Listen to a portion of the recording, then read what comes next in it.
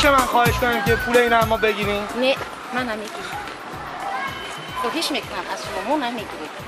ما نون و نمک ما برای شما یک حرمت احترامی زن تاجیک خلق تاجیکی ما. دست شما درد نکنه. خیلی ممنون. رحمت حضور لطف مادرای تاجیکی که این نون رو به ما هدیه دادن. گفتن نون و نمکی که ما به شما میدیم نشونه احترامیه که برای شما قائلیم.